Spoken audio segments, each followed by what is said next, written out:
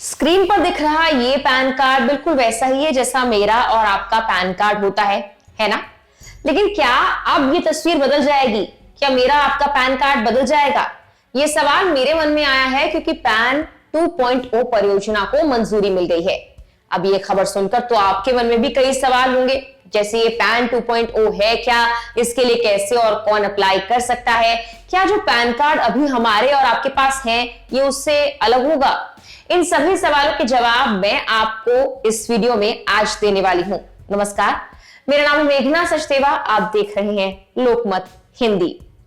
सबसे पहले आपको बताते हैं कि आखिर पैन 2.0 परियोजना क्या है। इस परियोजना के तहत मौजूदा पैन धारक, जिनकी संख्या करीब 78 करोड़ है, अपने पैन कार्ड को अपग्रेड कर पाएंगे। मौजूदा उपयोगकर्ताओं के लिए पैन नंबर वही होगा, लेकिन कार्ड को अपग्रेड करना होगा, जिसके बारे में सरकार ने कहा है कि ये उपयोगकर्ताओं के लिए फ्री होगा। आयकर विभाग यानी कि इनकम टैक्स विभाग की ओर से आवेदन प्रक्रिया और समय सीमा के बारे में डिटेल्स अभी जारी की जाएंगी, जिसके बाद आपको और क्लियर हो जाएगा कि इस परियोजना के तहत आपको कब क्या करना है। लेकिन आसान भाषा में आपको हम ये बता दें कि पैन कार्ड अपग्रेड करना होगा पैन 2.0 परियोजना के लागू होने के बाद। 25 नवंबर को इसे मंजूरी दी गई है। अब सवाल ये कि इस परियोजना की जरूरत आखिर क्यों आन पड़ी? आपका और मेरा पैन कार्ड तो काम कर ही रहा था। पैन 2.0 के तहत वर्तमान पैन सिस्टम को डिजिटाइज किया जाएगा, इसे और आसान बनाया जाएगा। ये प्रोजेक्ट देश के 78 करोड़ पैन और 73.28 लाख TAN यानी टैन खातों के लिए एकीकृत पोर्टल लाएगा। अब तक पैन से जुड़ी सेवाएं 3 अलग अलग प्लेटफॉर्म्स, ई फाइलिंग पोर्टल, UTIITSL पोर्टल और प्रोटीन ई गवर्नमेंट पोर्टल, इन पर उपलब्ध थी। लेकिन पैन 2.0 इन सभी को इकट्ठा यानी एकीकृत कर एक सिंगल यूनिफाइड पोर्टल लाएगा, जहां पैन और टैन यानी tax deduction and collection account number से जुड़ी सभी सेवाएं उपलब्ध होंगी। केंद्रीय मंत्री अश्विनी वैष्णव ने कहा कि पैन कार्ड मध्यम वर्ग और छोटे व्यवसायों के लिए जीवन का एक अनिवार्य हिस्सा है।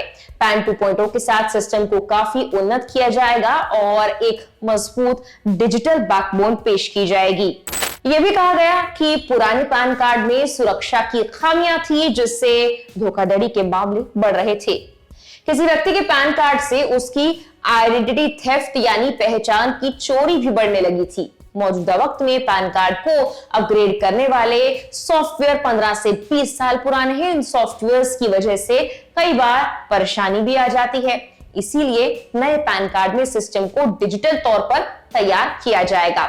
नए सिस्टम की मदद से पैन कार्ड यूनिवर्सल आईडी की तरह काम कर पाएगा। अब जब पैन को अपग्रेड करने की बात कही गई, तो पुराने कार्ड का आखिर क्या होगा और यह अपग्रेड कैसे होगा? ई व्यवस्था शुरू होने पर मौजूदा पैन कार्ड धारक जो हैं, वो कुछ नहीं करेंगे, उनके पैन वैसे ही रहेंगे।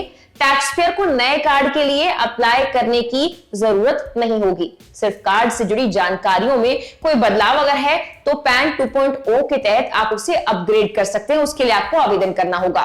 हालांकि आपको सिर्फ आधार कार्ड से पैन को लिंक करना होगा, क्योंकि इनकम टैक्स डिपार्टमेंट ने आधार लिंकिंग को तो अनिवार्य कर ही दिया। यानी कि अगर पैन पुराना भी है तो भी चलेगा, लेकिन आधार से लिंक आपको उसे करना ही पड़ेगा। पैन कार्ड लिंक करने के लिए आपको इनकम टैक्स की वेबसाइट पर जाना होगा और वहां पर कुछ इंफॉर्मेशन फिल करनी होगी, लॉगिन करना होगा। उसके बाद आप ये कर पाएंगे। आप SMS के जरिए भी पैन कार्ड लिंक कर सकते हैं। इसके लिए आपके पास आधार कार्ड और पैन से लिंक मोबाइल नंबर होना भी जरूरी है। उदाहरण के लिए आप स्क्रीन पर दिए गए इस फॉर्मेट में SMS भेज सकते हैं। यह SMS आपको भेजना होगा 56161 पर। इसके बाद आपका पैन कार्ड अपडेट हो जाएगा। वहीं अगर आपके पास पहले से ही पैन कार्ड नहीं है तो आपको इनकम टैक्स की वेबसाइट पर जाकर नया आवेदन करना होगा। यह प्रोसेस पूरी तरह से फ्री होगा। इसके लिए आपको कोई चार्ज भी नहीं देना पड़ेगा। आवेदन करने के बाद आपको पैन 2.0 के तहत नया डिजिटल पैन कार्ड मिल जाएगा। इसमें आधार लिंकिंग समेत अन्य नई सुविधाएं होंगी। पैन 2.0 बनने के बाद इसे इनकम टैक्स की वेबसाइट से डाउनलोड कर सकते हैं।